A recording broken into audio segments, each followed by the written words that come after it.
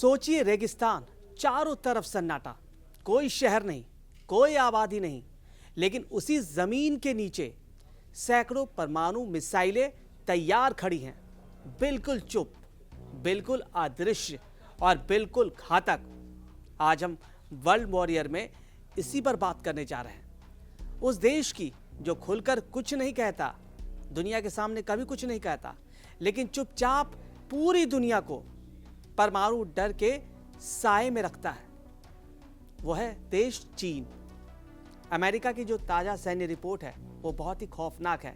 वो साफ बताती है कि चीन अब सिर्फ परमाणु ताकत नहीं बल्कि परमाणु रणनीति बन चुका है। इसी मुद्दे पर बातचीत करने के लिए हमारे सहयोगी अंकित है। अंकित, जिस तरीके से वो परमाणु रणनीति बना रहा है, रेगिस्तान के नीचे 300 से ज्यादा मिसाइलें, साइलो, हर साइलो में ऐसी मिसाइल जो महाद्वीप को पार कर सकती है। छोटे छोटे परमाणु बम हैं उसमें, जो मिनटों में शहर मिटा सकती हैं, जो बिना चेतावनी के दुनिया की दिशा बदल सकती है। तो ये चीन ऐसी खतरनाक परमाणु मिसाइलें क्यों बना रहा है? और ऐसी मिसाइलें बना रहा है छोटी छोटी कि आपका जो देश, एक शहर को तबाह करना, एक इलाके को अगर तबाह करना है, वो तबाह किया जा सकता है। ऐसी क्यों खतरनाक प्लानिंग कर रहा है चीन? अपना वर्चस्व को और मजबूत करने के लिए वो कितनों को खून बहाना चाहता है? देखिए, सबसे पहला सवाल जो है अमेरिका की रिपोर्ट। देखिए, अमेरिका की रिपोर्ट पर हम कितना भरोसा कर सकते हैं, कितना नहीं, ये भी अपने आप में एक सवाल है। अभी खास कुछ दिन पहले हमारे लिए भी उन्होंने एक रिपोर्ट साझा करी थी, जिसमें अरुणाचल प्रदेश की, जिसमें उन्होंने कहा था कि चीन अरुणाचल प्रदेश को अपने अधीन करना चाहता है। लेकिन फिर, है ना, लेकिन फिर चीन ने सफाई दी कि हमारा और भारत का रिश्ता बहुत सही है, हमारे रिश्ते में कोई खटास नहीं है। तो ये भी एक सवाल है कि जो अमेरिका की सैन्य रिपोर्टें आ रही हैं वो कितनी सही हैं। और जहाँ तक ये सवाल है कि चीन ताकत के साम्राज्य में उतरा है और वो ताकत के साम्राज्य में अपने आप को ताकतवर बना रहा है, ये किसी से छिपा हुआ नहीं है। पूरी दुनिया जानती है कि चीन के क्या मंसूबे हैं, क्या उसकी रणनीति है, इससे कोई भी अनभिज्ञ नहीं है। और पूरी दुनिया ये जानती है कि चीन जिस प्रकार का देश है, एक बीमारी भी निकली थी वहीं से, और पूरी दुनिया को उसने एक लंबे समय तक घरों में जकड़ दिया था। तो ये भी अपने आप में सवाल है कि चीन किस मानसिकता से काम कर रहा है, ये हमें समझना पड़ेगा। हम देखते हैं कि चीन जब भी होता है, लेकिन चीन अपने जो दावा है जी, जो अरुणाचल प्रदेश को जो दावा है उसको छोड़ने के रेडी नहीं है। कई ऐसे मामले सामने आ रहे हैं कि उन्होंने ऐसा कहा है कि यहाँ के अरुणाचल प्रदेश के लोगों को उसने घंटों तक अपने देश में हाईजैक करके रखा, उनको अपहरण करके रखा, उनको मेंटल हैरेसमेंट किया चीन ने, और उसके बाद उनको छोड़ा। और वो कह रहे हैं कि वो आपका देश नहीं है, वो दक्षिण तिब्बत मानता है, जो इतिहास कह रहा है उसके हिसाब से वो अपने दावे कर रहा है। लेकिन भारत का ऐसे कोई दावा नहीं। भारत का क्लियर कट स्टैंड है कि हमारा अरुणाचल प्रदेश हमारा हिस्सा है। अब चीन अपनी तैयारी कर रहा है, हिंदुस्तान की अपनी ही तैयारी है।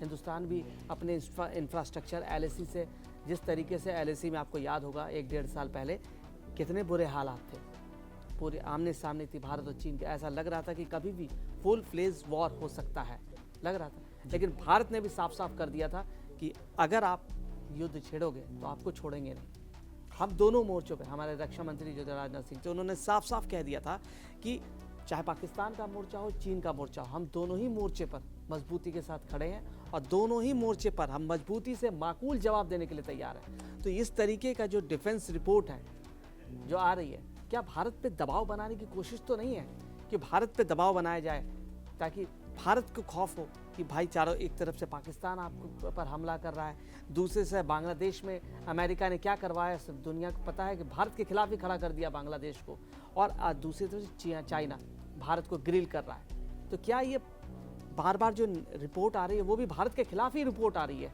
जो उनकी डिफेंस रिपोर्ट, क्या भारत को दबाव में लाने की साजिश तो नहीं कर रहे हैं डोनाल्ड ट्रंप? देखिए, इसमें सबसे बड़ा पक्ष जो है एक आर्थिक पक्ष है। हम सब जानते हैं कि भारत दुनिया की सबसे बड़ी अर्थव्यवस्था, उभरती हुई अर्थव्यवस्था है, और आर्थिक पैमाने पर भारत के पास जितना बड़ा बाजार है, मैं नहीं समझता कि दुनिया के पास इतना बड़ा बाजार है, इतना बड़ा यूथ इतना इतना ज़्यादा कंजप्शन है हमारे देश में, और हम सब पूरी दुनिया ये जानती है कि जितनी तेज़ी से आप आज के टाइम पे किसी भी पूंजीवादी देश के लिए सबसे ज़्यादा ज़रूरी है बाज़ार, और भारत के बाज़ार को अगर कोई भी पूंजीवादी देश अपने अधीन कर लेता है तो इसका मतलब उसकी तो चांदी ही चांदी। तो ये भी एक बड़ा सवाल हो सकता है। अमेरिका का जो पर्सपेक्टिव है, हमें उस पर्सपेक्टिव को भी समझना बहुत ज़रूरी है। सबसे बड़ी चीज़ है कि भारत एक उभरती हुई आर्थिक ताकत है, और इस आर्थिक ताकत को हर कोई चाहता है कि अपने साथ रखे, चाहे वो अमेरिका हो चाहे वो चीन हो। चीन भी पूरी तरीके से भारत के साथ कभी भी जंग में नहीं जा सकता, आप भी जानते हैं और हमारे सारे दर्शक भी जानते हैं। जब से हमने होश संभाला, हमने आज तक चीन को युद्ध करते नहीं देखा। आपने वही देखा चीज, चीन को युद्ध करते वही चीज मैं समझा। किसी भी मोर्चे पर वो युद्ध करने की स्थिति में नहीं है।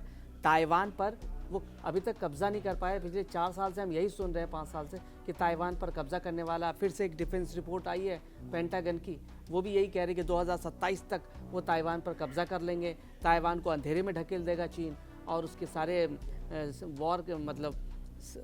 वॉर की पूरी तैयारी करके रखा हुआ है चीन। और लेकिन जो रिपोर्ट आ रही है और ज़मीन के जो हालात हैं वो बिल्कुल ही अलग है, क्योंकि भारत अपनी तैयारी पूरी हर मोर्चे पर, यही हमने देखा है एलएसी में क्या हालत कर दी थी भारत ने।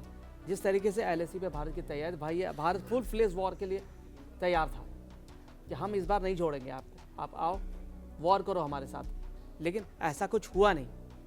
अंततः यही हुआ, बातचीत हुई, चीज़ें सॉर्ट आउट हुई, और उनकी सेना पीछे गई, भारत की सेना पीछे आई, यही हुआ। और आगे जो ये बार बार ये रिपोर्ट्स आ रही हैं और भारत के विरुद्ध ये रिपोर्ट्स निकाल रहे हैं, और जिस तरीके से भारत के ऊपर सैंक्शन लगाए हैं अमेरिका ने, ये बिल्कुल लग रहा है कि Donald Trump full fledge Bharat के खिलाफ साजिश कर रहे हैं, ताकि आर्थिक दबाव आए। रूस से जो भारत तेल ले रहा है वो कटौती करे, ताकि भारत अमेरिका से अपना प्रभाव बढ़ाए।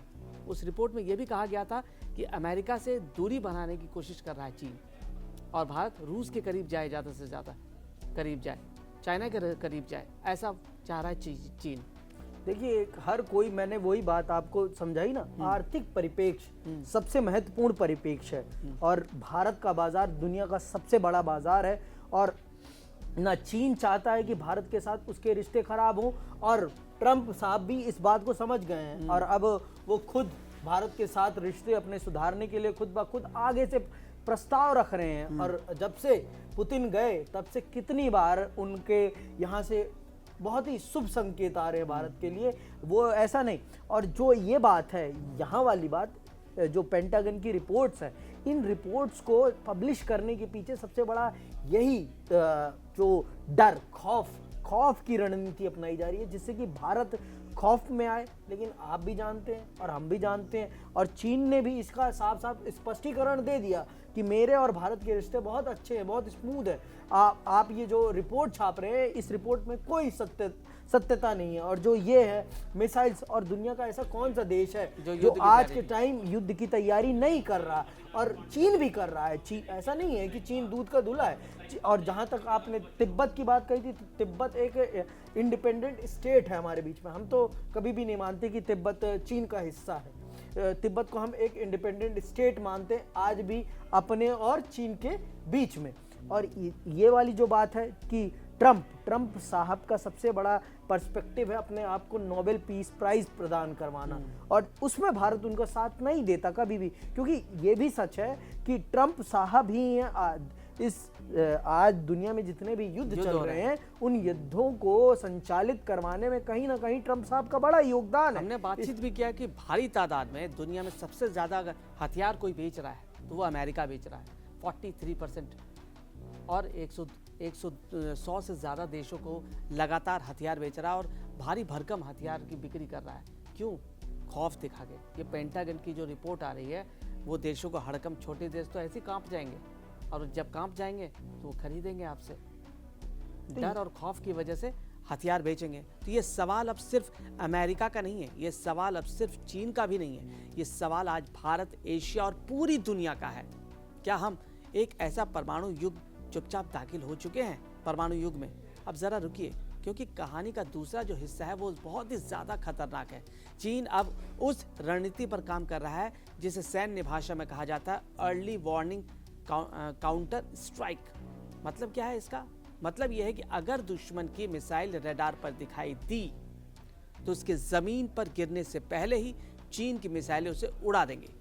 यानी कोई बातचीत नहीं, कोई चेतावनी नहीं, कोई डिप्लोमेसी नहीं, सीधा जवाब, परमाणु जवाब। क्या आपको लगता है आज के दौर में जो हम बात कर रहे हैं कि कोई डिप्लोमेसी नहीं, कोई बातचीत नहीं, परमाणु जवाब अगर वो देगा तो क्या चीन बचेगा? चीन भी तो नहीं बचेगा। भारत के पास भी बहुत परमाणु बम है, भारत के पास भी बहुत परमाणु, अमेरिका के पास भी है। और कैसे रूस चीन को ग्रिल कर सकता है, सब जानते हैं कि चीन की अर्थव्यवस्था भारत और रूस की वजह से चल रही है पूरी तरह से। ये तो सत्य है कि आप ये जो डिप्लोमेसी का इन्होंने ब्लॉक किया है, डिप्लोमेसी ब्लॉक करने का मतलब है कि आप अपने पांव पर खुद ब खुद कुल्हाड़ी मार रहे हैं। और जब आप डिप्लोमेसी का चैनल बंद कर देते हैं तो इसका मतलब ये समझ लीजिए कि आपने बातचीत का चैनल बंद कर दिया। और जब बातचीत का चैनल बंद होता है तो फिर सीधे सीधे लाशें बिछती हैं और लाशों के सिवा कुछ नहीं है। और एक चीज़ मैं और इसमें ऐड ऑन करूंगा कि चीन को अपनी डेमोग्राफी पर भी अब ध्यान देने की ज़रूरत है। अब चीन ने, आप भी जानते हैं कि चीन ने अपनी पॉलिसी चेंज कर दी है, वन चाइल्ड पॉलिसी को कैंसिल कर दिया है, क्योंकि अब चीन भी ये समझ रहा है, देखिए बुजुर्गों वाला देश बन चुका है चीन, बुजुर्गों वाला।